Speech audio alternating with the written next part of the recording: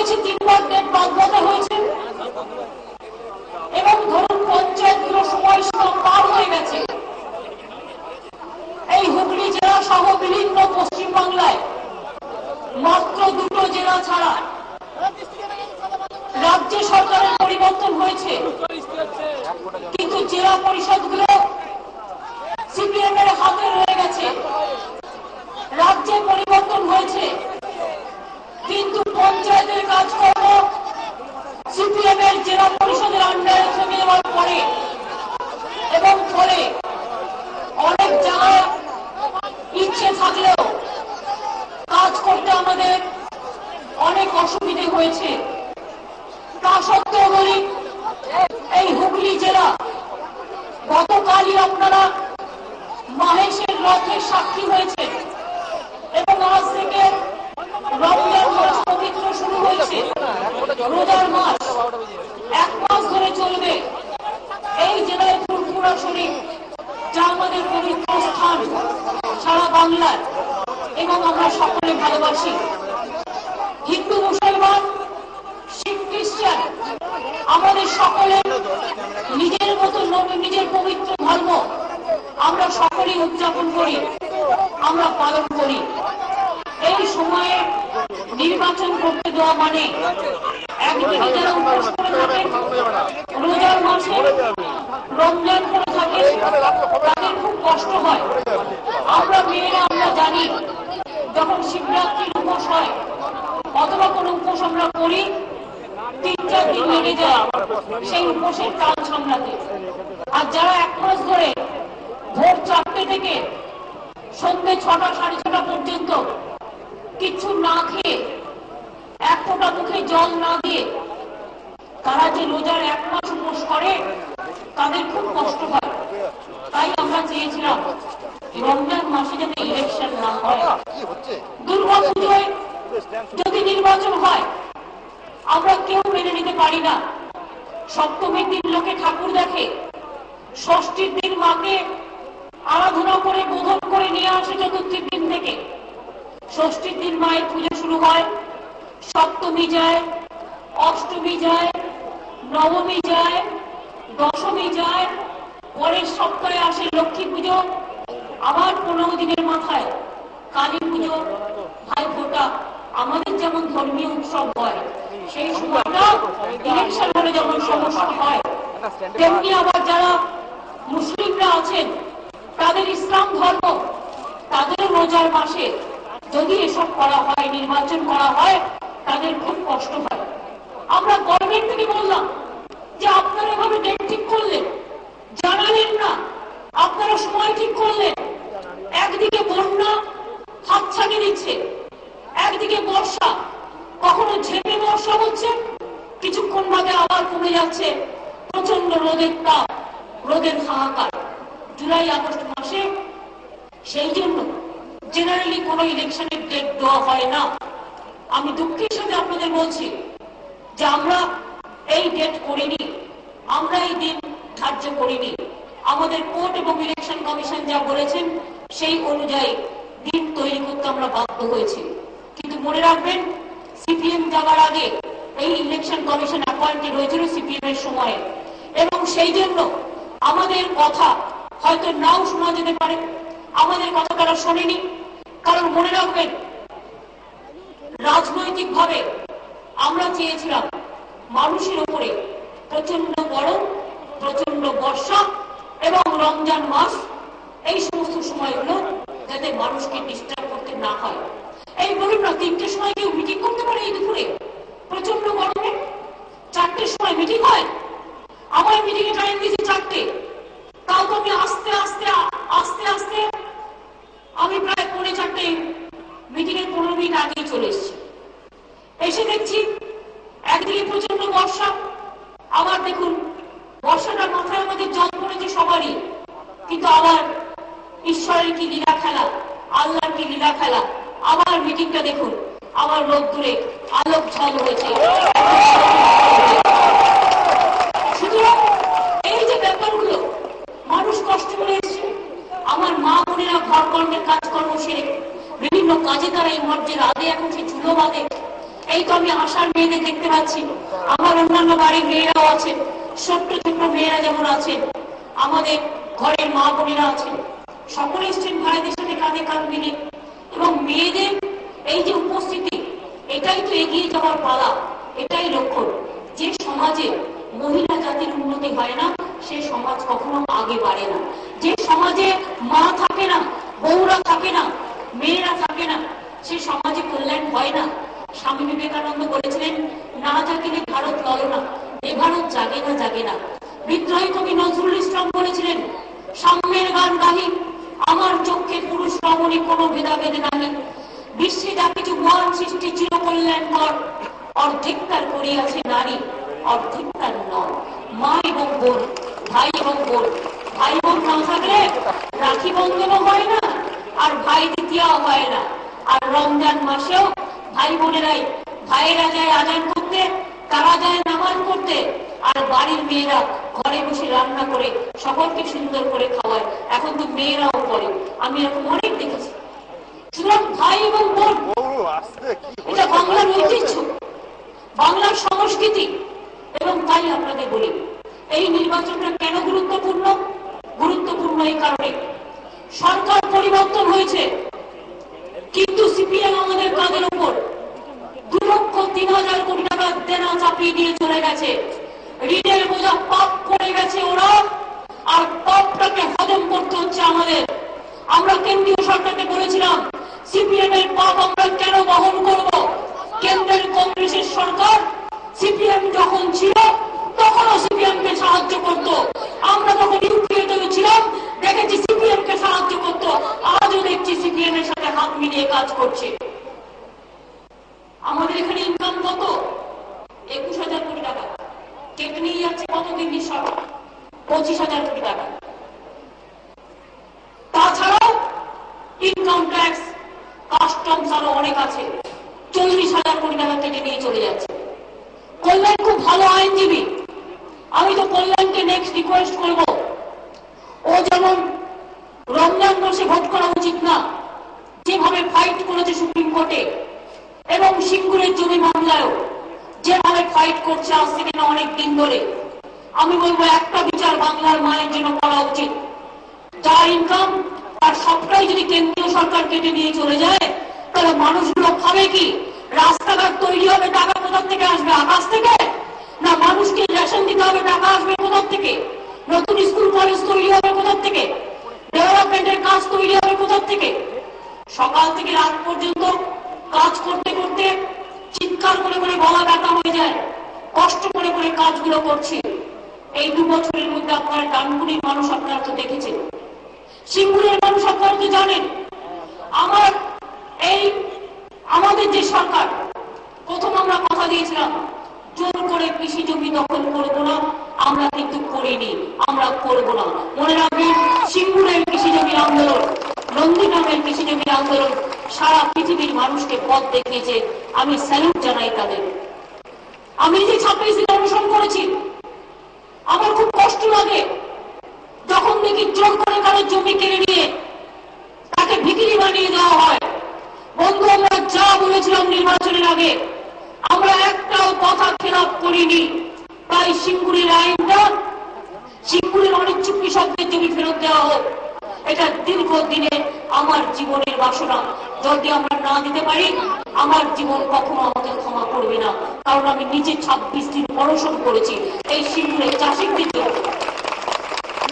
নন্দীগ্রামে কেউ যখন ঢুকতে পারেনি, বড় বড় কথা টিভির সামনে বসে অনেকেই বলে, আমি সেদিন যদি না ঢুকতে পারতাম ওই নন্দীগ্রামকে বাঁচাতে পারতাম কিনা জানি না।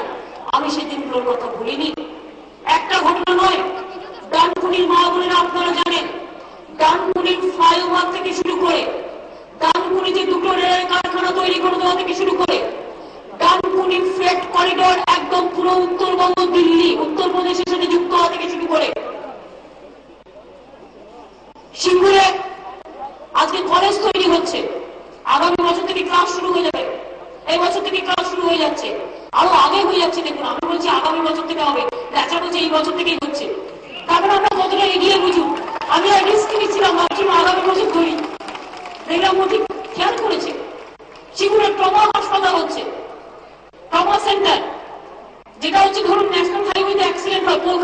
যেতে হয়, যেতে যেতে রোগী মরে যায়। ন্যাশনাল হাইওয়ের পাশে ট্রমা সেন্টার থাকা খুব গুরুত্বপূর্ণ, সেগুলো তৈরি হচ্ছে। আমি কিষাণ মিশন তৈরি করে দিয়ে গেছিলাম, আমি দুটো ইন্ডাস্ট্রি তৈরি করে দিয়েছিলাম, ডানকুনি ফুলপুরা শরীফ রেলওয়ে প্রজেক্ট আমার তৈরি করবো। এই হুগলি জেলার বুকে জয়রামবাটি কামারপুকুর কত মানুষ যেতে পারে না, কোন রেল লাইন ছিল না, তারকেশ্বর বিষ্ণুপুর এই রেল লাইনের কানেকশন আমি করে দিয়ে গেছি, এখনো জমি দিচ্ছি যাতে তাড়াতাড়ি হয়ে যায়। আপনার আরামবাগ চাপগাড়ি থেকে শুরু করে চণ্ডীতলা থেকে শুরু করে নানা রকম অনেক প্রজেক্ট তৈরি করা আছে, চান্দিপাড়া থেকে শুরু করে ভর্তি ভর্তি প্রজেক্ট তৈরি করে দেওয়া হয়েছে। এই 2 বছরের মধ্যে ফুলপুরা শরীফ উন্নয়নের প্রজেক্ট নেওয়া হচ্ছে কয়েক কোটি টাকার, তারকেশ্বর গেট করা হয়েছে, আরো আপনাদের অনেক বিশ্বস্ত স্থান আছে, অনেক ইম্পর্টেন্ট স্থান আছে। এই হুগলি জেলায় সবুজদ্বীপ বলে একটা জায়গা আছে বরাবরে, ধরেখালিতে যেমন আমাদের তাঁত শিল্পীদের জন্য আমরা অনেক কাজ করছি, তেমনি মনে রাখবেন এক একটা জায়গার জন্য বিখ্যাত হয়। যেমন পান্ডুয়া আছে, তেমনি বরাবর আছে, ধরেখালি আছে, বরাবর একটা জায়গা আছে, তার নাম হচ্ছে সবুজদ্বীপ। সবুজদ্বীপে 100 একর জমি আছে, দেখবেন সারা পৃথিবীর লোক সবুজদ্বীপে বেড়াতে আসবে। কেন বলুন তো? ওই জায়গাটা আমরা খুঁজে বের করেছি, ওইখানে আমরা টুরিস্ট কটেজ তৈরি করব, আমরা পরিবেশ বান্ধব টোটাল ট্যুরিজম ইন্ডাস্ট্রি ওখানে তৈরি করছি সবুজদ্বীপকে কেন্দ্র করে। এই আপনাদের পাশে উত্তরপাড়া আছে, 75 একর জমি নিয়ে আমরা ফিল্ম সিটি তৈরি করছি, অর্থাৎ আপনাদের বিজনেস বাড়বে, চাকরি তৈরি হবে, কত মানুষ আসবে।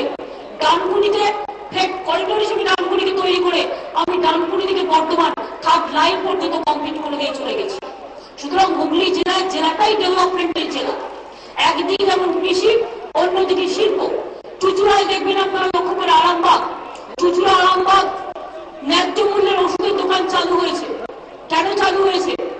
আরামবাগে সম্ভবত 60%, 59% এবং চুচুড়ায় 49% কনসেশনে মানুষ ওষুধ পাচ্ছে। ওই সিপিএম 35 বছর ছিল, একবারও তো ভাবনি একটা মানুষ একটা ওষুধের কত দাম বলুন তো, ভাবনি না বলুন তো ভাইরা, একটা ওষুধের কত দাম? অনেক গরিব মানুষ আসে একটা ওষুধ কিনতে পারে না। আমাদের সরকার টাকা নেই, পয়সা নেই, তা সত্ত্বেও আমি বললাম না, মানুষকে সুযোগ দিতে হবে। জেনে রাখবেন ক্যান্সারের অনেক জেলায় আমরা বিনা পয়সায় ক্যান্সার ওষুধ দিচ্ছি, অনেক জায়গায় মনে রাখবেন আমরা ইতিমধ্যে প্রায় 35 থেকে 37টা ন্যায্য মূল্যের ওষুধের দোকান চালু করে দিয়েছি। আপনার চুচুড়া হাসপাতালে গেলে আপনি 49% কমে ওষুধ পাবেন। যে ওষুধটার বাইরে 100 টাকা দাম, আপনি চুচুড়ায় যদি ন্যায্য মূল্যের ওষুধের দোকান থেকে কেনেন আপনি 49 টাকা কমে পাবেন, প্রায় 50 টাকা কমে পাবেন। আর আরামবাগ যেহেতু আরেকটু গ্রামীণ এলাকা, আরেকটু নেগলেক্টেড এরিয়া, ডিপ্রাইভড এরিয়া, তাই ওখানে আবার 59% কনসেশনে পাবেন। অর্থাৎ যে ওষুধটা বাইরে আপনি 100 টাকায় কিনছেন, আমরা 35টা দোকান চালু করেছি সব জেলায় জেলায়, তাতে অর্ধেক দামে আপনি ওষুধ পাচ্ছেন। আর একটা আমি চালু করবো, আমার অলরেডি কাজ শুরু হয়ে গেছে, আর 1 বছরের মধ্যে আশা করি হয়ে যাবে, 6 মাসের মধ্যে কিছু তো হবে। 50টা আমি ন্যায্য মূল্যে ডায়াগনস্টিক সেন্টার চালু করছি। ধরুন ব্লাড টেস্ট, ধরুন ইসিজি, ধরুন স্ক্যান করা, এমআরআই করা। এই যে অরূপ আছে, কেন অরূপ বিশেষকে জিজ্ঞেস করুন, প্রিয়াঙ্কাকে জিজ্ঞেস করুন, এরা চার্জে আছে আমার পিজি হসপিটাল এবং মামুর হসপিটালে। পিজিতে যে হাটে যে স্টেন্ট বসায় না, কত কমে পায় ভাবি? 35% কমে পাচ্ছে, দিতে হচ্ছে অনলি। দেখুন তার মানেটা কি? ধরুন আপনি একটা পেসমেকার বসাবেন, বাইরে যে দামটা হয়তো 25,000 বা 30,000, আপনি পেয়ে গেলেন 15,000। মানে এইরকম ব্লাড টেস্ট থেকে শুরু করে অনেক মানুষ যখন অসুবিধায় পড়ে তাদের কাছে এটা খুব বড় জিনিস। অনেকে হার্টের ট্রিটমেন্ট করতে হয়, কখনো কাউকে এমআরআই করতে হয়। একটা এমআরআই কত খরচা? আগে 2,500-3,000 টাকা লাগতো, বাঙুরে এই যে অরূপ করেছে 500 টাকায় হয়ে যায়। এই দোকানগুলো ন্যায্য মূল্যের ওষুধের দোকান এবং ন্যায্য মূল্যের ফেয়ার প্রাইস, যেটা হচ্ছে ডায়াগনস্টিক সেন্টার, এগুলো আমাদের সরকার আগামী দিনে করে দেবে, অলরেডি চালু করেছে। এই 2 বছরে 10,000 হাসপাতালের বেড বাড়িয়েছি আমরা। ধরুন এই স্বাধীনতার পর 66 বছরে মেডিকেল কলেজে সিট হয়েছিল 2014-1500, আর এই 2 বছরে আমরা প্রায় 65 বছরের সাথে 2 বছর তুলনা করুন, 2 বছরে আমরা প্রায় 500 সিট বাড়িয়েছি। Not a matter of jokes. এই 2 বছরে আমরা 10,000 মেডিকেল সিট বাড়িয়েছি। আমরা হাসপাতালের বেডে আমরা বাংলায় 35টা মাল্টি সুপার হাসপাতাল তৈরি করছি। আপনাকে অল ইন্ডিয়া মেডিকেল ইনস্টিটিউটে যাওয়ার দরকার নেই, ভেলোরে যাওয়ার দরকার নেই, আপনারা ঘরের সামনে সুযোগ পাবেন। এইভাবে অনেক প্রজেক্ট আমরা তৈরি করেছি। আমি সংখ্যালঘু ভাই বোনদের জন্য বলি, আপনারা জানেন আমরা 17% ওবিসি রিজার্ভেশন করেছি, তাতে 94.95% আপনাদের কাজ ঢুকেছে, যেখানে আপনারা 17% রিজার্ভেশন ওবিসিতে প্রায় 13-14% পাচ্ছেন। Schedule caste, schedule tribe, OBC এবং সংখ্যালঘুরা হায়ার এডুকেশনেও চান্স করে দিয়েছে।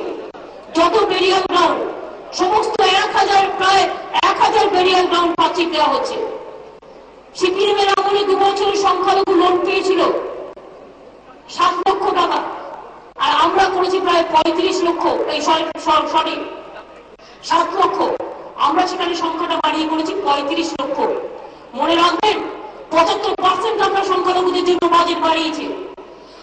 আমাদের মা বোনেরা যে রাদেশে চুলো বাঁধে, তারা যাতে আগামী দিন রাজ্য চালায়, জেলা চালায়, গ্রাম সভা চালায়, পঞ্চায়েত চালায়, কর্পোরেশন চালায়, তার জন্য 50% রিজার্ভেশন মহিলাদের জন্য করে দিয়েছি। আজকে মেয়েরা যেমন ঘর চালাবে, মেয়েরা গ্রাম সভা চালাবে, পঞ্চায়েত চালাবে, জেলা চালাবে, প্রদেশ চালাবে। সিপিএম করনি কেন? এতদিন আছো করনি কেন বড় বড় ভাষণ? আমরা একটা মেয়েদের জন্য, আমি সবার জন্যই বলবো, কন্যাশ্রী প্রজেক্ট করেছি। প্রজেক্টটা কি? আমাদের ঘরের মেয়েরা যারা গরিব এবং সাধারণ মধ্যবিত্ত, অনেক সময় মায়েরা ভাবেন টাকা নেই, পয়সা নেই, যা পাচ্ছি বিয়ে দিয়ে দিই, ছোটবেলায় বিয়ে দিয়ে দিই। মেয়েগুলো পরে ভবিষ্যৎটা অনেক সময় ওদের অনেক কিছু ফেস করতে হয়। অনেকে যারা ভালো থাকে কোনো কথা নেই, কিন্তু ভালো তো অনেকে থাকেও না। সেই জন্য আমরা মেয়েরা আমাদের ঘরের সম্পদ, আমাদের টাকা নেই, পয়সা নেই, তার সত্ত্বেও মা বোনেরা জেনে রাখুন, আমরা সাধারণ মধ্যবিত্ত পরিবারগুলোর জন্য ক্লাস 8-এ যখন বোনেরা আমার পড়বে, সে মাইনরিটি হতে পারে, সে হিন্দু হতে পারে, সে মুসলমান হতে পারে, সে শিখ হতে পারে, সে খ্রিস্টান হতে পারে, সে শিডিউল কাস্ট হতে পারে, সে শিডিউল ট্রাইব হতে পারে, সে ওবিসি হতে পারে। ক্লাস 8 থেকে যখন সে পড়বে, ক্লাস 8, 9, 10, 11, 12, আমরা তাকে 500 টাকা করে স্কলারশিপ দেব। এবং তার যখন 18 বছর বয়স হবে, 18 বছর বয়স পর্যন্ত যদি আপনারা বিয়ে না দেন, সে যদি পড়াশোনা করে বা হাতের কোনো কাজে টেকনিক্যাল এডুকেশন করে, তাহলে যেই তার 18 বছর বয়স হবে, পশ্চিমবঙ্গ সরকারের পক্ষ থেকে আমরা 25,000 টাকা প্রত্যেকটা ছাত্রীর নামে আমরা ব্যাংক অ্যাকাউন্টে রেখে দেব। অর্থাৎ তাদের ভবিষ্যতের জন্য আমরা একটা সুরক্ষিত করছি, তাদের ভবিষ্যৎটাকে সুরক্ষা করবার জন্য, যাতে তারা আরো পড়াশোনা করে আগে বাড়তে পারে। মেয়েরা যদি তৈরি না হয়, তো মেয়েদের যেহেতু উইমেন এম্পাওয়ারমেন্ট করা হচ্ছে, তাকে তো তৈরি হতে হবে, তাকে পড়াশোনা শিখতে হবে, তাকে কাজ শিখতে হবে, তাকে আগামী দিন চালাতে হবে, রাজ্য চালাতে হবে, জেলা চালাতে হবে, গ্রাম চালাতে হবে। কি করে চালাবে? তারও তো ট্রেনিং দরকার, তারও একটু শিক্ষা দরকার, তারও একটু কাজকর্ম জানা দরকার, নিশ্চয়ই জানতে হবে। যে রান্না করতে জানে না, তাকে যদি আপনি হট করে রান্না করতে পাঠান, আমি অনেক সময় বলি আমি রান্না করতে ভালোবাসি, রান্না জানি, এটা আমার কৃতিত্ব নয়, এটা হয়তো মা বোনের কাছ থেকে শিখেছি, কিন্তু রান্না করাটাও একটা আর্ট। যদি কিছু রান্না করলেন, মাঝে 1 চামচ নুনের জায়গায় 4 চামচ খেতে পারবে? কি পারবে কেউ খেতে? রান্না করলে, মাংস রান্না করতে গিয়ে যদি 1 চামচ নুনের জায়গায় 4 চামচ চিনি দেন, কেউ খেতে পারবে? হ্যাঁ, তাহলে এই হচ্ছে অবস্থা। মেয়েদের কি তাকে মেপে চেপে করতে হয়? এটা নয় যে রান্না করলাম বলেই হয়ে গেল, সে কিন্তু শেখে না, কিন্তু করতে করতে শিখে যায়। এখন তো নয় টিভি গুলোতে দেখায় এই রান্না করুন, ওই রান্না করুন, আরে ভাত রান্না করতে তো কেউ শেখায় না, ডাল বা মাছ রান্না করতে এগুলোতে কেউ শেখায় না, এগুলো রোজই কাজ হয়।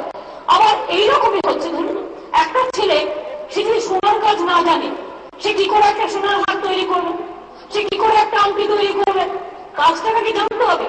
একটা ছেলে ভালো বিল্ডিং মেটেরিয়ালসের কাজ জানে, আমার একটি ছেলে ভালো সোনার কাজ জানে, কেউ ভালো মোটর মেকানিক, কেউ তোমার টেলিভিশন চ্যানেল চালাতে পারে। প্রত্যেকটা কাজের সৌন্দর্য আছে এবং সেই জন্য তাদের তৈরি হতে হবে। ভাইদের জন্য আমি বলি, এই 2 বছরে টাকা নেই, পয়সা নেই, 3 লক্ষ সরকারি চাকরির ব্যবস্থা আমরা করেছি। প্রাইমারি টিচার, তারপর আপনাদের পরীক্ষা হয়েছিল স্কুল সার্ভিস, পঞ্চায়েতের জন্য 4 মাস ধরে পড়ে যাচ্ছে। নির্বাচন হলে আপনারা জানেন না কোর্ট থাকে, সেই সময় রিক্রুটমেন্ট করা যায়। যে কোনো রেজাল্ট বেরিয়ে গেলে এই বেরিয়ে গেলে 1 লক্ষ ছেলে মেয়ে চাকরি এক্ষুনি হয়ে যায়। কিন্তু প্রবলেম হচ্ছে যতক্ষণ ইলেকশন প্রসেস ওভার না হচ্ছে করা যাচ্ছে না। 4 মাসের জন্য আমরা আটকে আছি। একটা ইলেকশনের নাম করে 4 মাস, বিশ্বাস করুন আমার প্রায় 400 অফিসার তুলে নেওয়া হয়েছে ইলেকশনের নাম করে। একটা অফিসার নেই যে কাজ করবে, এমন একটা অবস্থা। 4 মাস ধরে বসে আছি, রেজাল্ট বেরোবে না, রিক্রুটমেন্ট হবে না, কোনো কাজ হবে না। আর এই ভাই আমি এখন জীবনে দেখিনি। তার সত্ত্বেও এটা একটা রাজ্য সাফা করছে। আর সিপিএম, কংগ্রেস, বিজেপি কাজ নেই, ধেই ধেই করে নৃত্য করছে, আর যেন বলছে হাতে হাত মিলিয়ে চলছে। শুধু ব্যাকগ্রাউন্ড দেওয়ার কাজ, ব্যাকগ্রাউন্ড দেওয়া। আর দেখছে শুধু বেশি করে বন্যা হোক, লোকে যাতে ভোট দিতে না পারে, রমজান হোক, লোকে যাতে রোজায় ঘরে ঢুকে যায়, শুধু ফন্দি বার করছে, শুধু ফন্দি বার করে যাচ্ছে। আমরা কোথাও চেষ্টা করছি কাজ করার। এই দেখুন না, ডানকুনি ফ্লাইওভার কতদিন ধরে পড়েছিল, সিপিএম এর আমলে হয়েছে, হয়নি। ডানকুনি ফ্লাইওভার কেন, কোলাঘাটে যান, দীঘায় বেড়াতে যাবেন, কতদিন ধরে এই ব্রিজ পড়েছিল, আমাদের সরকার এসে করে দিচ্ছি ফটাফট। বারুইপুর যান, ফ্লাইওভার দেখা আছে, ফটাফট করে দিচ্ছি। মেমারি থেকে শুরু করে যতগুলো আছে, কতক্ষণ আগে করতে এই তো রেলের দুটো কারখানা করে দিয়েছি। 5 বছর লেগেছে, 1.5-2 বছর ফটাফট হয়ে গেছে। কাজ করতে জানে না, শুধু তর্ক করে আর সারাক্ষণ শুধু হাতে হাত ধরে চলছে। লোক নেই এলাকায়, টিভির সামনে সেটি বুঝে বসে থাকছে, আর কোনো সাময়িক কাজ, সারাদিন কোনো কাজ নেই। এই জিজ্ঞেস করুন, এই আশার মেয়েরা, এরা বেচারা এত কাজ করে, কিন্তু একটা পয়সাদের মাইনে ছিল না। আমি প্রথমে বললাম না, এটা হবে না, মান্থলি একটা তো পেতে হবে, তারপরে এক্সট্রা ইনকাম করবো। আমাদের টাকা নেই, তার সাথে আমি 1300 টাকা করে দিয়েছি মান্থলি মাইনে, ও পেয়ে যাবে, মে মাস থেকে দিয়ে দেবে। হয়ে গেছে, পলিসি তো হয়ে গেছে, ওটা দিয়ে দেবে, একসাথে দেবে, পলিসি তো হয়ে গেছে। আপনাদের অ্যানাউন্স তো হয়েছে, তো 1300 করে নেওয়া হবে, এটা আলাদা, ওটা সরকারি মাইনে পাবে। আর অন্য কাজগুলো করছেন সেগুলো আলাদা, সেগুলো এক্সট্রা টাকা হবে। তারপরে আস্তে আস্তে কাজ করতে করতে যান, সব হয়ে যাবে। কেন জানি আমি খোঁজ নেই, পঞ্চায়েতের জন্য আটকে আছে নিশ্চয়ই। এই যে ইলেকশন হচ্ছে, কোড অফ কন্ডাক্ট আটকে আছে, ওগুলো তো আপনাদের অলরেডি মে মাস থেকে আপনারা পাবেন, আপনাদের চিন্তা করার কোনো ব্যাপার নেই, জমছে, একসাথে পেয়ে যাবেন। সুতরাং আমি আপনাদের বলি, এই যে কাজগুলো ভাবার নেই, চিন্তা করার নেই। প্যারা টিচার, পিটিটিআই, আমি নিজে আন্দোলন করেছি। পিটিটিআই যারা 50% পায়নি তাদের সব বন্ধই হয়ে গেছে, আবার চালু করে দিয়েছি। প্যারা টিচার পিটিটিআই থেকে 10% করে আমরা স্কুলে নিয়ে নেবো রিক্রুটমেন্টে, ফলে তাদের ভবিষ্যৎটা সুরক্ষিত হয়ে যাবে। এইরকম 17 হাজার এমএসকে আছে, যাদের আমরা নিয়ে এসছি পুরো সংসদের মাধ্যমে নিয়ে আসছি, তারাও প্যারা টিচারের মতো তাদের ভবিষ্যৎ সুরক্ষিত হয়ে গেল। আমি আমাদের বেকার ভাই বোনদের জন্য আমরা একটা এমপ্লয়মেন্ট ব্যাংক তৈরি করছি, অলরেডি তৈরি হয়ে গেছে, এবং সেক্ষেত্রে আপনারা নাম লেখায়। আমরা ঠিক করেছি এই ব্যাংকের থেকে প্রতি বছর যারা নাম লেখাবে, ফার্স্ট কাম ফার্স্ট সার্ভ, প্রথম 1 লক্ষ ছেলে মেয়েদের আমরা 1,500 টাকা করে যতক্ষণ সে চাকরি না পাবে মান্থলি একটা ভাতা দেবো। এবং তার যখন চাকরি হয়ে যাবে, যখন গভর্নমেন্ট চাকরি দিলে ওই এমপ্লয়মেন্ট ব্যাংক থেকে ওই চাকরি দেবে, এবং যখন চাকরি হয়ে যাবে ওই 1 লক্ষ খালি হয়ে যাবে, তখন ওই 1 লক্ষর জায়গায় আমরা আবার 1 লক্ষকে যুক্ত করবো। এর জন্য প্ল্যান করে একটা এমপ্লয়মেন্ট ব্যাংক তৈরি করা হচ্ছে। 2, আপনারা জানেন চাকরির বয়স আমরা বাড়িয়েছি। কেন বাড়িয়েছি? ক্ষমতায় পরিবর্তন তো হয়েছে, কিন্তু আমি বসে আছি সিপিএম এর কমরেডদের নিয়ে, যেগুলো বসে আছে সেগুলো কাজ করে না, সেগুলো শুধু বসে বসে ফন্দি করে আর ষড়যন্ত্র করে আর ফাইল লুকিয়ে রাখে। অন্যরা তো নিশ্চয়ই করছেন, তার মানে কাজটা হচ্ছে কি করে? অনেকে কোঅপারেশন করছে, অনেকে করছে না। আমি একটা সুযোগ দিয়েছি, যারা ভালো কাজ করতে চান, রাজনীতি বাদ বিচার নয়, ভালো কাজ যারা করতে চান তাদের সুযোগ দেবো। আর যারা ভালোভাবে কাজ না করে ফাইল লুকিয়ে রাখবেন আর শুধু লো ভোল্টেজের নামে ওই বিদ্যুতের কানেকশন কাটবেন আর লো ভোল্টেজ করে দেবেন, পঞ্চায়েত নির্বাচনে বদমাইশি করার জন্য সব নজরে রাখা হচ্ছে, তাদের দিয়ে আমার কাজ করার দরকার নেই, আমি অন্য লোককে দিয়ে কাজ করা। দিতে হয়, সুযোগ দিতে হয়। আমি 2 বছর সুযোগ দিয়েছি, যারা ভালো কাজ করতে চান তাদের ওয়েলকাম করা হবে, আর যারা ভালো কাজ না করে শুধু ফন্দিকে ষড়যন্ত্র করবে তারা কাজ করবে না। তাদের থেকে নতুন ছেলে মেয়ে আসবে, তারা কাজ করবে, কোনো অসুবিধা নেই। আমার বাংলায় ছেলে মেয়েদের অভাব নেই, এবং আমরা তো চাই যে আমার ভাই বোনেরা যত বেশি করে কাজ করবে তত বেশি সরকারি কাজ হবে। একটা রাজ্যকে ভালোবাসতে হবে, নিজের গ্রামকে ভালোবাসতে হবে, নিজের পাড়াকে ভালোবাসতে হবে, নিজের জেলাকে ভালোবাসতে হবে, মানুষকে ভালোবাসতে হবে, মা বোনদের সম্মান করতে হবে, কাজটাকে ভালোবাসতে হবে। আমি কোন হলু যে আমাকে যদি আপনারা বলেন যে দিদি এই বাসনটা ধুয়ে দাও, আমি যদি বলি আমি ধোবো না, কেন ধোবো না? একটা বাসন ধুয়ে কি আছে? কাজটাকে মনের মতো করে ভালোবাসতে হবে, কাজটাকে মনের মতো করে ভালোবাসতে হবে। শুনুন, আমার সাথে তফাৎ এটাই, আমি নিজে জীবন দিয়ে করি, আমি সব কাজকে ভালোবাসি, আমি সব কাজ করতে শিখি একটু একটু করে। এতে ইন্দ্রিন আমার সাথে এসেছে, আমি পরে আমার হয়ে যাওয়ার পর একটা গানও গাইতে বলতো আমার বলবার পর। কিন্তু আপনারা বলুন, কাজ করতে আমার ভালো লাগে। আমি যেটা পারি না স্টেট বলি পারি না করতে, আমি মেশিনে সেলাইটা করতে পারি না। তাছাড়া উলবোনা থেকে শুরু করে কার্পেট থেকে শুরু করে ওই আপনার ছোটকাল ক্রস স্টিচ থেকে শুরু করে সব পারি। তার কারণ আমি ওয়ার্ক এডুকেশনের ট্রেনিং নিয়েছিলাম এক সময়, আমার তো ভালো লাগে। রান্না করতে বলেন, হ্যাঁ, যদি আপনারা আমায় বলেন ওই চাইনিজ সব রেস্টুরেন্টের মেনু ধরিয়ে দিতে পারবো না। আপনারা যদি আমার বলেন ভাত ডাল মাছের ঝোল তরকারি পায়েস খিচুড়ি শুক্তো থেকে শুরু করে মুড়ি ঘন্ট সব করে দাও, সব করে দেবো। সাধারণ মানুষের কাজটা আমি জানি, সাধারণ মানুষ। সুতরাং এইভাবে যে আমি ক্যাশিও বাজাতে পারি, আমার ভালো লাগে বাজাতে, কেউ শেখায়নি। আমার শেখার একটা উদ্যোগ আছে। আমি কিছুদিন আগে ইন্টারনেটে বলছিলাম আমার গিটারটা শেখানো, গিটারটা অন্য কিছু না। ধরুন আমি যেটুকু সময় পাই টুকটুক করে এগুলো করি, তারপর ভালো লাগে করতে।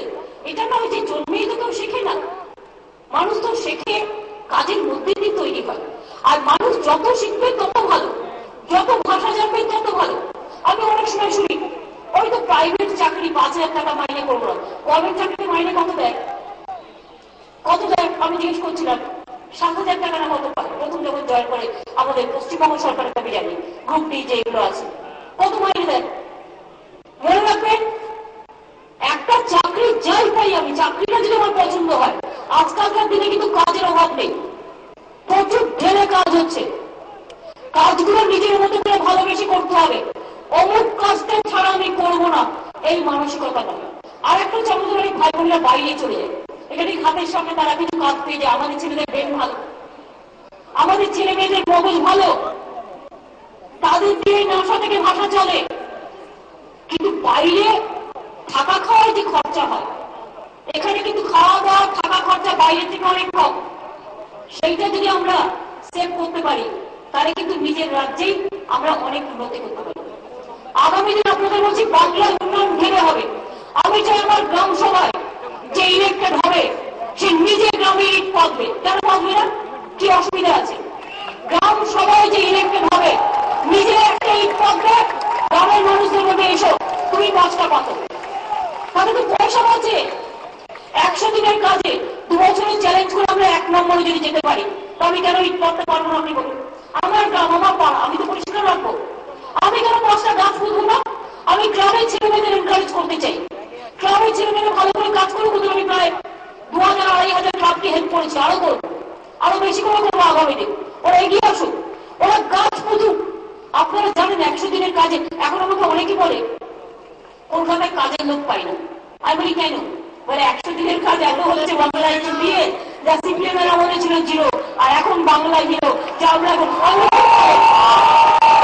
আপনারা জানেন আজকে জঙ্গল মহলে ভোট হচ্ছে। মা বোনেরা আমার, যে জঙ্গল মহলে শুধু কান্না, শুধু কান্না রক্ত। আজকে ওখানকার মা বোনেরা খামসা মাদলকে সাক্ষী রেখে আজকে শান্তিপূর্ণভাবে ভোট দিচ্ছে, বলছে জীবনে প্রথম শান্তিপূর্ণভাবে ভোট দিতে পারছে। যারা কাপুরুষের দল মাঝে মাঝে বাইরে থেকে ঢুকে পড়ে একটা ঘটনা ঘটিয়ে যদি ভোটে দিয়ে চলে যেতে পারে, 365 দিন পরে না, পারবে না। কারণ জঙ্গলমহলের মানুষ বুঝে গিয়েছে উন্নয়নটাই কথা, শান্তিটা কথা, তার ঘরের ছেলে মেয়েরা শান্তিতে থাকুক, এটা বড় কথা। বাংলা আমি দুঃখের সাথে বলছি, দেখুন আমরাও কিন্তু রাজনীতি করেছি, বিরোধী দলে ছিলাম 35 বছর আমার ছাত্র জীবন থেকে। কোনোদিন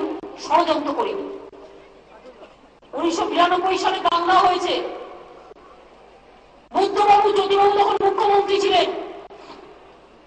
আমি নিজে রাইটার্সে গিয়েছিলাম, গিয়ে বলেছিলাম আপনাদের কিছু সমস্যা হচ্ছে না তো, যদি কোনো সাহায্য লাগে বলবেন। তখন আমি ইউথ অ্যান্ড স্পোর্টস মিনিস্টার ছিলাম, উইমেন অ্যান্ড চাইল্ড মিনিস্টার ছিলাম সেন্ট্রালে, জাস্ট স্টেট মিনিস্টার। আমি দিনের পর দিন ট্যাংরা, কিলখানা, পামেবিলুম, শামসুলনগর ঘুরে ঘুরে বেরিয়েছি দাঙ্গা বন্ধ করার জন্য। সিপিএমের কেউ নামেনি, কোনো প্রশাসন ছিল না ওই কয়েকটা দিন, মানে যা হয়ে গেছে। দাঙ্গাকেও সমর্থন করি না আমরা এই কারণে, দাঙ্গাকে সমর্থন করতে পারি না। কালকেও সারা রাত আমি ঘুমাই। আগে সরকার তো কেয়ারই করতো না। একটা ছোট্ট ঘটনা নিয়ে দুই কমিউনিটির মধ্যে একটা টেনশন হয়েছিল রাতে, কাউকে বুঝতে দিইনি, কিন্তু আমরা রাত্রিবেলা ট্যাকেল করেছি। এরকম অনেক দিন গেছে, আপনারা মনে রাখবেন মা বোনেরা আমার, মানুষ বিপদে পড়লে আগে সরকার কেয়ার করতো না। এই তো উত্তরাখণ্ডে আমাদের টুরিস্টরা গিয়ে বিপদে পড়েছিল, আমি প্রেরণা করে সব বাংলা লোককে নিয়ে চলে এসেছি যাতে তারা বাড়িতে ফিরে। এই ঘটনাগুলো আমরা জীবন দিয়ে করি কেন জানেন? আমার নতুন করে পাওয়ার কিছু নেই। সিঙ্গুরের মানুষের জমিটা যদি ফেরত পেয়ে যায়, আমার জীবনের একটা বড় পাওনা আমি পেয়ে যাব। মানুষ পেলে এতেই আমি খুশি, এটা আমি সবচেয়ে বেশি খুশি হই। আমার জীবনে নেবার কিছু নেই। অনেক সময় অনেক চ্যানেলগুলো আর কাগজগুলো মিথ্যে কথা বলে বেড়ায়। 100 দিনের কাজে বেঙ্গল প্রথম বলবে না, অর্থনীতিতে আমরা ন্যাশনাল অ্যাভারেজের থেকে এগিয়ে বলবে না। ন্যাশনাল গ্রোথ ইন্ডাস্ট্রি সারা ভারতবর্ষে ন্যাশনাল অ্যাভারেজ হচ্ছে 312, বেঙ্গল 624, ডবল। একবার বলবে না, শুধু নিন্দা করে বেড়াচ্ছে। সকাল থেকে নিন্দা আর উৎসাহ কাশন দিনে ঘুরে বেড়াচ্ছে। কেন? বাবা, সাধারণ ঘরের কোনো কেউ রাজ্য চালাবে সহ্য হয়? বাপরে বাপ, সোনার চাকরি মুখে নিয়ে বসেছে কয়েকটা হাতে। আর যারা জানে না গ্রাম বাংলা কাকে বলে, মানুষের দুঃখ কাকে বলে, লাঙল কাকে বলে, অথবা কুলুর কাকে বলে, কাস্তে দিয়ে লোকের গলা কাটে কিন্তু ধানটা কি করে চাষ করে কিছুই জানে না, শুধু নরকঙ্কার নিচে মুখে দিয়ে যায় আর কিছু বলে না। তাদের মুখ থেকে শুধু জ্ঞান শুনতে হয়। সকাল থেকে রাত আমরা খেতে মরি, আর এদের হচ্ছে সকাল থেকে ঘুমায়, মুখটা ফুলিয়ে নেয় ভালো করে যাতে সুন্দর দেখায়। এবার সন্ধ্যাবেলা হলে সেই দিয়ে টিভিশনে বসে পড়ছে, মাইনে পাচ্ছে আর বক বক বকম বকম পায়রা বলছে। এই যে বুক নিয়ে ঘোরে না, দেখুন যারা সাংবাদিকরা তো টাকা পাবে, তারা তো চাকরি করছে, সেটা তাদের কথা আলাদা। কিন্তু এই যে কিছু করে না সমাজ কর্মী, সমাজে জীবনে কাউকে একটা জল দেয়নি, নাম দিয়ে দিচ্ছে সমাজ কর্মী। সে সকাল থেকে ঘুমিয়ে টুমিয়ে রাত্রির বেলায় কেউ 30,000 পায়, কেউ 25,000 পায়, কেউ 1 লাখ পায়, কেউ 1.5 লাখ পায়। সেই যে বুঝে বসে পড়ছে। আর কত জ্ঞান, যারা জ্ঞানদাতা এসছে, জ্ঞানশ্রীরা চলে যায়। কোথায় ছিল 35 বছর? এই হুগলি জেলা যদি বলি কোথায় ছিল 35 বছর? সিঙ্গুরের আন্দোলন নিয়ে আমি তো 26 দিন শুধু কলকাতায় অনশন করেছি তাই নয়, আমি নর্দমার উপরে বসেছিলাম সিঙ্গুরে। কে বেচা নর্দমার উপরে আরো 14 দিন বসেছিলাম। মশা কামড়াতো, রাতে বৃষ্টি হয়েছে, স্টেজ উড়িয়ে নিয়ে চলে গেছে। আমরা কয়েকটা লোক ঝড় বৃষ্টিতে দুর্যোগের রাতে বসে আছি। কিন্তু রাতে থাকাবো কোথায়? কোনো জায়গা নেই। আমি এসছিলাম, তপন দাশগুপ্ত জানে, হুগলির দাঁতপুর, দিলীপরা জানে, একটা 6 মাসের বাচ্চা সিপিএম করতো না, তার বাবা করতো আমাদের দল। তাই কি করেছিল তখন? তীরের মধ্যে বাচ্চাটাকে গলিয়ে মেরে দিয়েছিল। আমি আসিনি, এসছিলাম দাঁতপুরে, পরিবার দাঁতপুরে সম্ভবত, ইয়েস, রাজবলহাট, জঙ্গিপাড়া রাজবলহাট, দেওয়াল তুলে দিয়েছিল। আমি এসে দেওয়াল ভেঙে দিয়ে চলে গিয়েছিলাম। গুপ্তিপাড়ার রথযাত্রা মনে পড়ে, একটি ছেলে অন্ধ ছেলে পুলিশের গুলিতে মারা গেল রথ টানাকে কেন্দ্র করে। আমি সেদিন এসেছিলাম সকালবেলায়। সেই ছেলেটি ফিজিক্যালি হ্যান্ডিক্যাপ ছিল, তার বাবা অন্ধ ছিল সম্ভবত, চোখে দেখতে পায় না।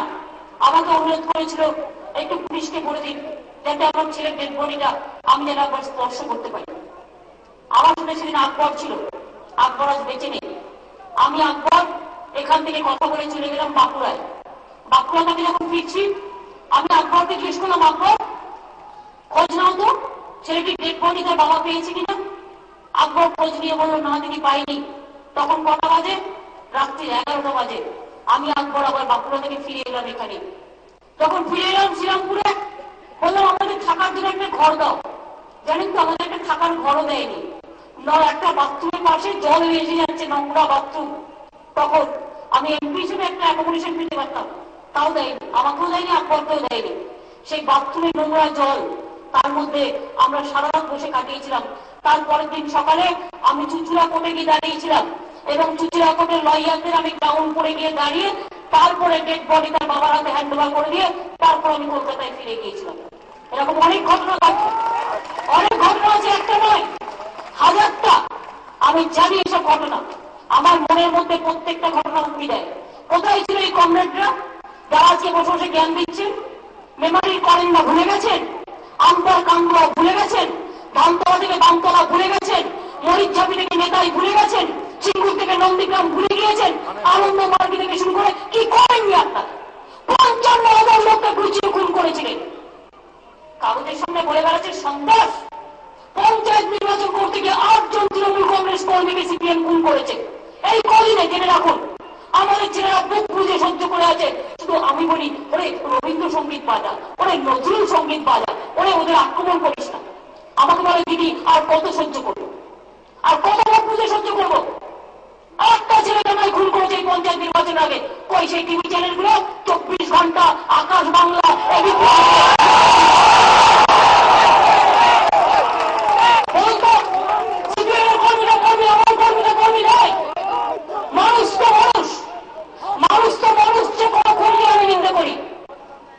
কয়েকজন বসে বসে জ্ঞান দেবার জ্ঞান চালাবো। মনে রাখবেন, আমি জীবনে আমার কিছু পাওয়ার নেই। প্রতিদিন মিথ্যা কথা কুৎসার অপপ্রচার যারা করে বেড়াচ্ছেন বলি, আমার টাকারও দরকার নেই, গাড়িরও দরকার নেই, বাড়িরও দরকার নেই। আর আমার পার্টি আমি ভিক্ষে করে চালাবো, তাও জেনে রাখবেন, নিজেদের মতো করবো। আমি এটা ঠিক, কংগ্রেস একবার মানে প্রচুর টাকা দিতে পারে, কয়েকশো কোটি টাকার বাজেট করতে পারে, সিপিএম করতে পারে, আমি করতে পারি না। ছবি এঁকে বিক্রি করো, তাতেও তোমার রাজনীতি করে পাবে, চুরি করবে, চুরি করবে। নিজে সারাদিন কাজ করি, যতটুকু সময় পাই নিজে আঁকি, সেগুলো বিক্রি হয় পাবলিককে। তাও আমি নিজের টাকা নিজের ব্যাংক অ্যাকাউন্টে করি না, আমি সিপিএম এর মতো দাদা নই। নিজের নামেই সব অ্যাকাউন্ট করে রেখে দিয়েছে, ও জানি সব বেরোবে আস্তে আস্তে। আর আমার দরকারটা কি বলুন তো? আমি তো ৫০,০০০ টাকা পেনশন পেতে পারি এমপি হিসেবে। আমি ৭ বার এমপি ছিলাম, আমি ১ পয়সাও নিই না। আমি এখানে সরকারের ১ পয়সা মাইনে নিই না, চাকাও খাই নিজের পয়সা দিই। কারণ আমার বই, অনেক লেখা বই আছে, আপনারা কেনেন, আমি একটা রয়্যালটি পাই, বরঞ্চ গরিব মানুষকে দিয়ে দিই অনেক তার থেকে। আর আমি কাজের মধ্যে সময় বের করে আমি একে যদি বিক্রি করি, তোমার কিসের রে? তুমি যাও না, আঁকো গিয়ে। তুমি না আঁকতে পারলে কি আমি তুলি করে নিয়ে আসবো? আমি শিখিও নি। আর সেগুলো আমি জাদু বাংলাকে দিয়ে দিই, আমি নিজের নামে করিও না। নিজের অ্যাকাউন্টে বাড়িও কাউকে দিই না, বাড়িতে কাউকে জীবনে কাউকে দিইনি, বলে আমার সাথে অনেক কিছু মতে মেলে না, মেলে না। আমি তো একা, মা চলে গেছে, একা, আমি আমার মতো থাকি। আমি তো মানুষের এই কাজ করি। সকালবেলা বাড়ি থেকে বেরিয়েছি, রাত্রে শুধু ঘুমোবার জন্য একটু ঢুকি হয়। কিসের জন্য বলুন তো? যে লোকটা এমনকি কি বলবো, সমস্ত কিছু মানুষকে শেয়ার করি বলেই বলি। সকালবেলা চা বিস্কুট খেয়ে বেরিয়ে চলে আসছি, তবে সারাদিন দিল মুড়ি জুটলো না জুটলো, রাতের মধ্যে ৭ দিনের মধ্যে ১ দিন ভাত খাই, ৬ দিন খাই না ভাত, মুড়ি টুড়ি কিছু এদিক ওদিক খেয়ে নিই। তো আমার একটা লোকের জন্য একটু চিন্তা করার কি আছে? তার নামে তোমরা এত নিন্দা করে বেড়াচ্ছ, তার নামে কুচ্ছা করে বেড়াচ্ছ, লজ্জা করে না? একটা ঘটনা হয়েছে, একটা মেয়ের উপর অত্যাচার হয়েছে, আমরা অ্যাকশন নিয়েছি সব, তুমি তো এফআইআরই করতে দিতে না। এমন করে বলছে মমতা ব্যানার্জি কি ধর্ষণ করে এসছে, বা বিষ মেয়ে ছিল তাই ওটাকে বন্ধন করবে, রাজনীতি করে বেড়াচ্ছে। যারা মমতা ব্যানার্জি করে দিয়ে এসছে, বুঝুন অবস্থা। ওদের একটাই মমতা ব্যানার্জি হচ্ছে যা সব ছেলেরা খারাপ, সব মেয়েরা কেউ বাড়ি থেকে বেরোতে পারছে না, আর দু একটা কুরঙ্গা তো সব জায়গাতেই থাকে।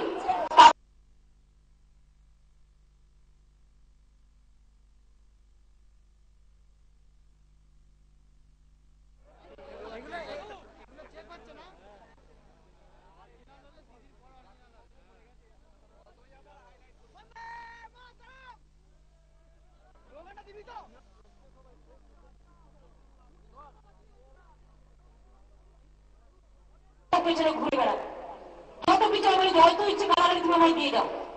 আমি সারা ৩৫ বছর তোমাদের গুলি থেকে শুরু করে কতবার খুন করতে গেছো, পা থেকে মাথা পর্যন্ত এমন কোনো জায়গা নেই তোমরা মারোনি। বাদ তো কিছু নয়। হয়তো মানুষের আশীর্বাদ শুভেচ্ছা দোয়ায় কিছু করার আছে, ঈশ্বর আল্লাহর মহান খেলা আছে, তাই হয়তো বেঁচে আছি। তারা বেঁচে থাকার কথা নয়। প্রতিদিন ভয় দেখা, খুন করা হয়। এত ভয় কিসের? এসব উন্নয়নের গতিতে করো। রাজনীতিটা রাজনৈতিক আদর্শ দিয়ে লড়ো।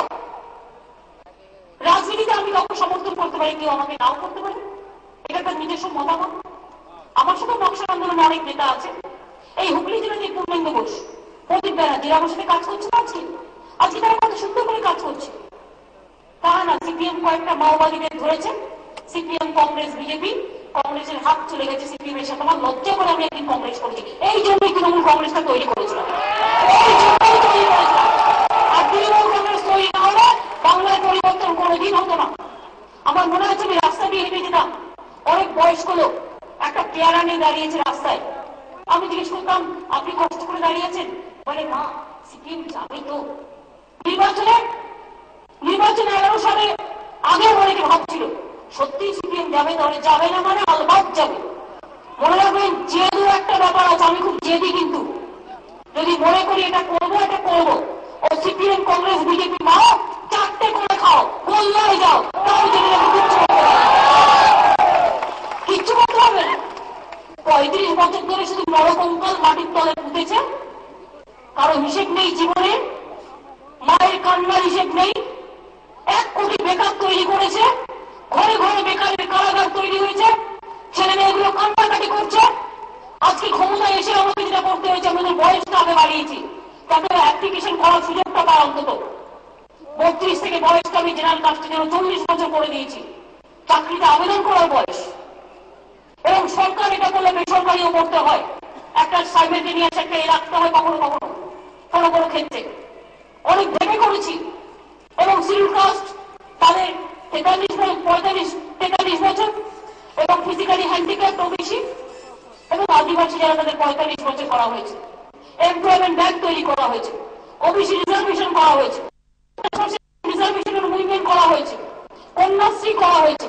এইভাবে সমস্ত সেলফ হেল্প গ্রুপ যারা আছে, আগে 20 টাকা পেতেন তারা সাবসিডি, 30 টাকা করে দিয়েছে। আজ পর্যন্ত কেন্দ্রীয় সরকার জানেন নতুন করে বিপিএল কার্ড করতে দেয়নি আমাদের। সেই থেকে তালা চাবি দিয়ে রেখে দিয়েছে, কম্পিউটার তো তালা চাবি দিয়ে লক করে রেখে দিয়েছে। লক বন্ধ, সব খুলে না, পাতা নেই, চলছে। জঙ্গল ভারত আমি সবাইকে বিপিএল ডিক্লেয়ার করে 2 টাকা কিলো চাল দিই আমার আদিবাসী ভাই বোনেদের, এবং সিঙ্গুরের পরিবারগুলোকে আমি দিই মাসে 2000 টাকা করে, এবং যতদিন ওরা জেলা ফেরত পাবে বলেছে 2000 টাকা করে পাবে, এবং 2 টাকা কিলো চাল পায়। 16 কেজি পায় মাসে, 16 কেজি, কত কেজি? 16 কেজি, 4 কেজি করে, সপ্তাহে 4 কেজি করে 2 টাকা কিলো চাল পায়। একটা অন্তত কিছু কিছু তো করতে চেষ্টা করেছি, যতটা পেরেছি করেছি। যারা বড় বড় কথা বলছে, এত ধার পড়ে গেছে কেন?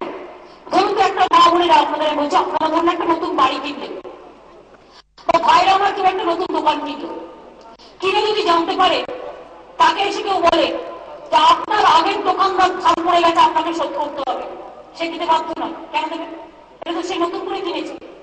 আমার একটা সরকার নতুন করে এসেছে মানুষের আশীর্বাদে শুভেচ্ছায় দোয়ায় 40,000 কোটি টাকা বাংলা থেকে তুলে নিয়ে যাচ্ছে ইনকাম ট্যাক্স, বিভিন্ন ট্যাক্সের মাধ্যমে কেন্দ্রীয় সরকার, আর 21,000 কোটি টাকা কেটে নিয়ে যাচ্ছে সিপিএম দেনা করেছে।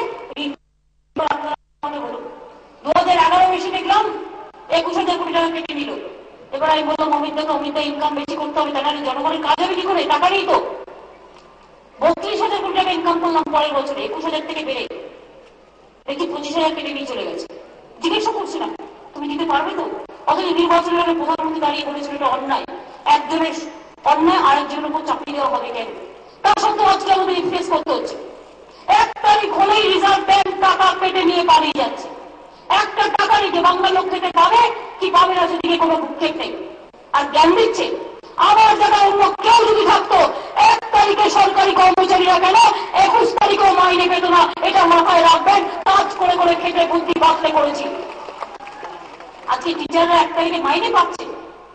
সিপিএম ভেবেছিল এমন লোক রেখে যাচ্ছি আর এমন ধার করে দিয়ে যাচ্ছি যে 6 মাস পরে মমতা ব্যানার্জিরা 5 তারিখ উঠিয়ে পালিয়ে যাবে।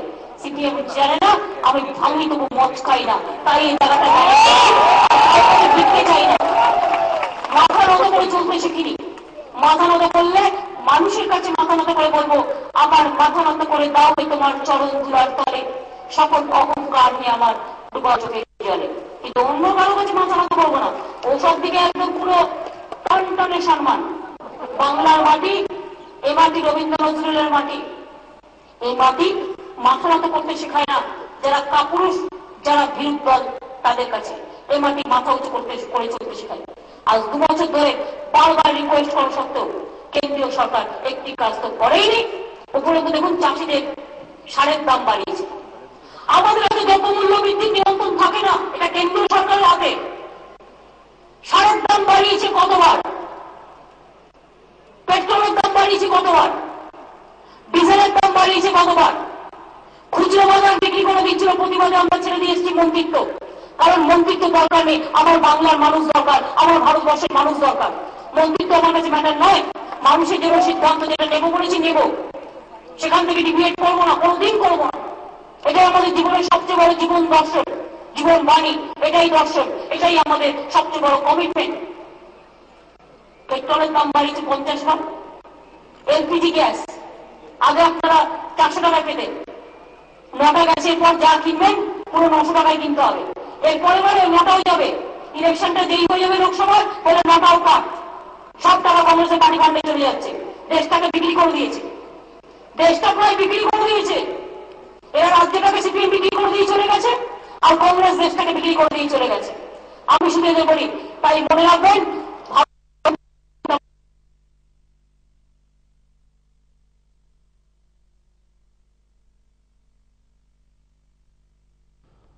আপনারা দেখছিলেন রাজ্যের মুখ্যমন্ত্রী এই মুহূর্তে হুগলির জনাইতে তার নির্বাচনী প্রচার সভা করছেন এবং সেখানেই তিনি একদিকে যেমন সিপিএম এর বিরুদ্ধে তার অস্ত্র তুলে নিয়েছেন যে দীর্ঘ 35 বছরের ইতিহাসে সিপিএম যেভাবে চালিয়েছে সরকার, সেই সরকার চালানোর ফলে বহু লক্ষ টাকা, কোটি টাকার প্রায় 2 লক্ষ কোটি টাকার দেনা হয়ে গিয়েছে এবং তার জন্য বহু টাকা সুদ বেরিয়ে যাচ্ছে। সেই কারণে উন্নয়নের ক্ষেত্রে সমস্যা হচ্ছে। বাংলার বায়ু, বাংলার ফুল বলে কোথায়? বাংলায়। মাতঙ্গিনী বলুন, বাহুদেবী বলুন, মনে রাখবেন দেশবন্ধু চিত্তরঞ্জন দাস বলুন, ক্ষুদিরাম প্রফুল্ল চাকি, আমাদের মাতঙ্গিনী হাজরা বলুন, সতী রাজা রামমোহন রায় থেকে শুরু করে, শরৎচন্দ্র চট্টোপাধ্যায় থেকে শুরু করে, বঙ্কিমচন্দ্র থেকে শুরু করে, রবীন্দ্র নজরুল থেকে শুরু করে, কি নেই বাংলায়? রামকৃষ্ণ আছে, স্বামী বিবেকানন্দ আছে, সারদা মা আছে, কি নেই বাংলায়? সব আছে। শুধু ছিল না 35 বছর বাংলা, তাই বাংলার ঐতিহ্যকে হারিয়ে ফেলেছিল, কৃষ্টিকে হারিয়ে ফেলেছিল, সংস্কৃতিকে হারিয়ে ফেলেছিল, সভ্যতাকে হারিয়ে ফেলেছিল।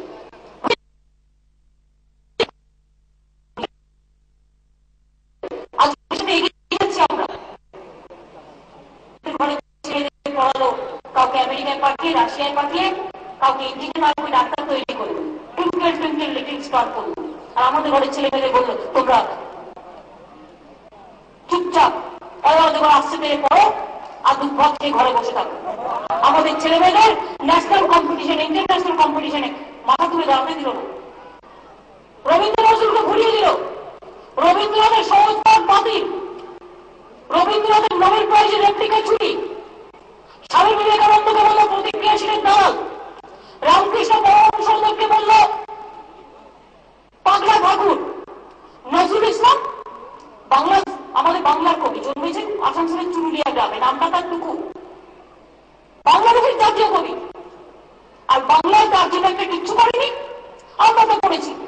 আমরা এই 2 বছরের মধ্যে করেছি, টাকা নেই, পয়সা নেই, তাও আমরা রবি তীর্থ যেমন তৈরি করেছি, আমরা নজরুল তীর্থ তৈরি করছি, আমরা নজরুল একাডেমি তৈরি করেছি এবং কম্পিটিশন করুন। 5 বছরে 35 বছরে সিপিএম একটাই ইউনিভার্সিটি তৈরি করতে পেরেছিল বাংলায়, আর আমরা 2 বছরে 5টা। তার মধ্যে একটা মেয়েদের ইউনিভার্সিটি হচ্ছে, একদম মেয়েদের আলাদা করে, ডায়মন্ড হারবার। নজরুল ইসলামের নামে আসানসোলের চুরুলিয়া গ্রামে পাশে আসানসোলে নজরুল ইউনিভার্সিটি করে দিয়েছি। এই তো ক্লাস শুরু হয়ে যাবে। অনেক কাজ করা হয়েছে। প্রত্যেকটা ব্লকে ব্লকে কিষাণ বাজার তৈরি হচ্ছে, প্রত্যেকটা ব্লকে ব্লকে আইটিআই তৈরি হবে। আমি যখন ছোট ছিলাম আমি কলকাতায় একটাই আইটিআই দেখতাম, গড়িয়ায়, আর টালিগঞ্জে একটা ছিল, আর কিছু ছিল না। আমাদের সরকার সিদ্ধান্ত নিচ্ছে গ্রাম বাংলায় ছেলে মেয়েদের ট্রেনিং দিয়ে, ট্রেনিং করে চাকরি পেয়ে যাবে। তাদের তৈরি করো। প্রত্যেকটা ব্লকে ব্লকে আমরা আইটিআই তৈরি করার সিদ্ধান্ত নিয়েছি। হয়তো 2-3 বছর টাইম লাগবে করতে, করতে দামে দামে টাকা লাগবে তো। এবছর যেমন কিষাণ বাজার 85টা হাতে নেওয়া হয়েছে, 341 ব্লকে করবো, কোল্ড স্টোরেজ করবো, আমরা কিষাণ বাজার করবো। এগুলো করতে হবে ভালো করে, রাস্তাঘাট গুলো করতে হবে। এই তো কাজ শুরু হয়ে যাবে।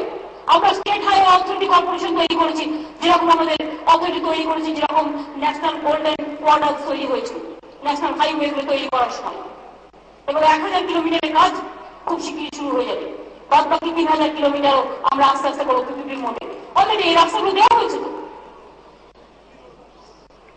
স্টেট হাইওয়ে দেওয়া হয়েছে, ওর মধ্যে দিল্লি রোড টোড সব চলে যাবে, দেখবেন চকচক ঝকঝক করবে, সমস্ত ঢুকিয়ে দেওয়া হচ্ছে। 1000 কিলোমিটার আমরা নিজেরা করবো এবং 3000 কিলোমিটার আমরা পিপিপিতে করবো।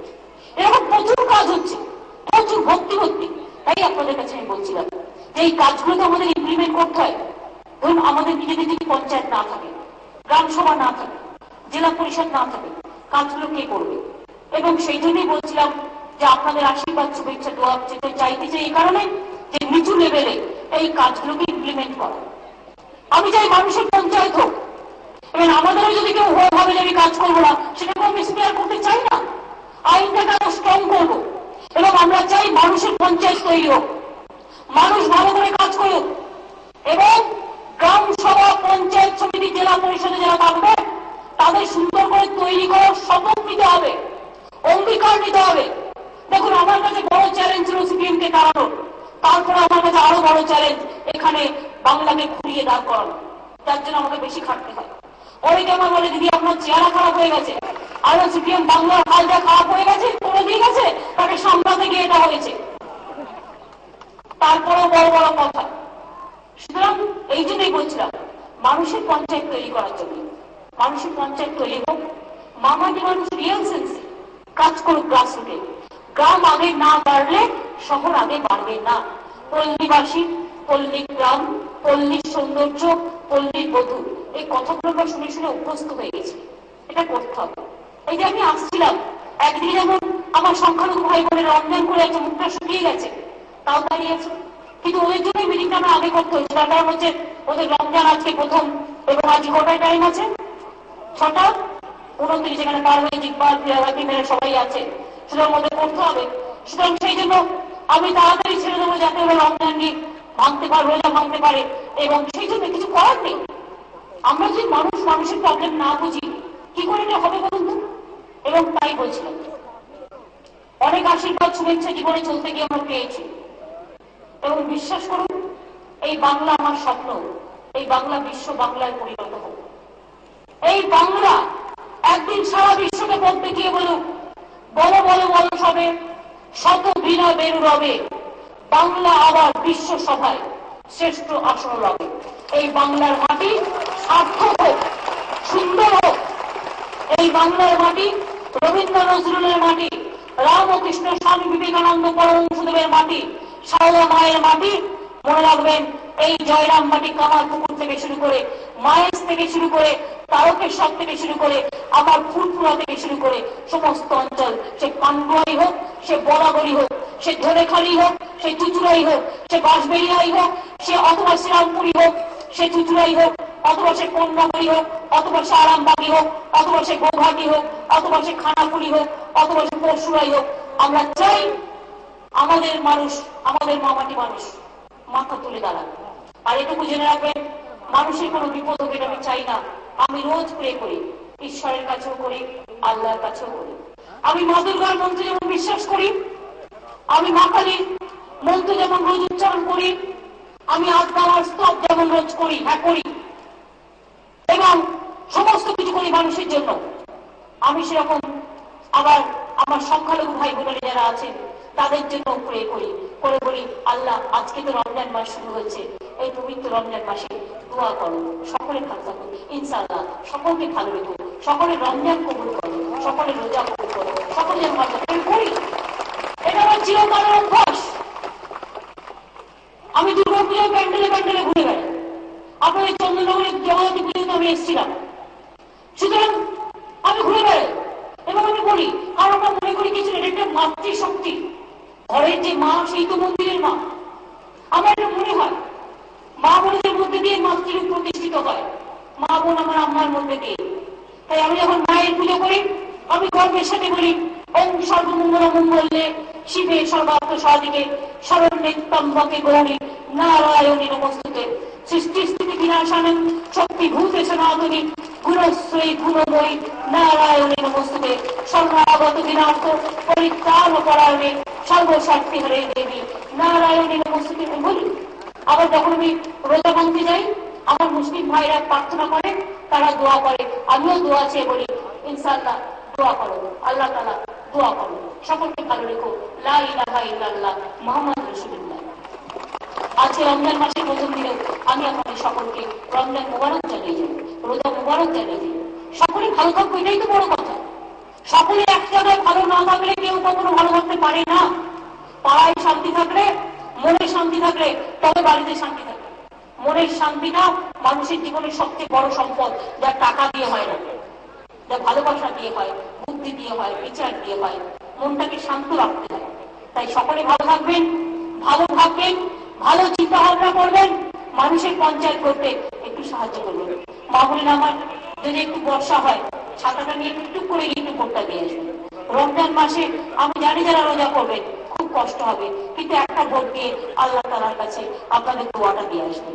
আমি আপনাদের সকলে বলি মা বোনরা বেড়ে যান, জোড়া ফুলের সব ভোট, ছাত্র যুব বেঁধে যান, জোড়া ফুলের সব ভোট, শ্রমিক কৃষক বেঁধে যান, জোড়া ফুলের সব ভোট, হিন্দু মুসলমান বেঁধে যান, জোড়া ফুলের সব ভোট, শিখ খ্রিস্টান বেঁধে যান, জোড়া ফুলের সব ভোট, ছাত্র যুবক বেঁধে যান, জোড়া ফুলের সব ভোট, কৃষক শ্রমিক বেঁধে যান, জোড়া ফুলের সব ভোট, সিংহ নদীকার বেঁধে যান, জোড়া ফুলের সব ভোট, চণ্ডীপাড়ায় বেঁধে যান, জোড়া ফুলের সব ভোট, চণ্ডীপাড়ায় বেঁধে যান, জোড়া ফুলের সব ভোট, ফুলপুরা নদীতেও বেঁধে যান, জোড়া ফুলের সব ভোট, সারা বাংলায় বেঁধে যান, জোড়া ফুলের সব ভোট।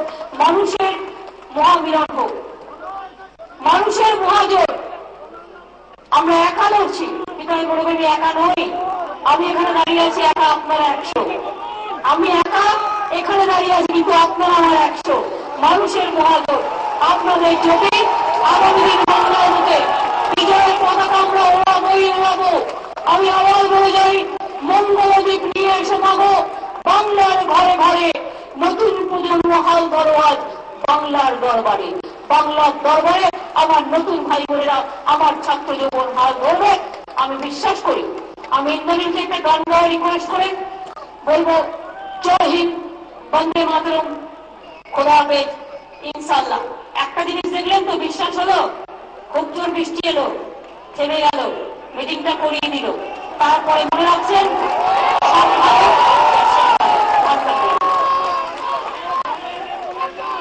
হাততালি দিকে জোরে জোরে জোরে হাততালি, গানটা শোনা লাগবে।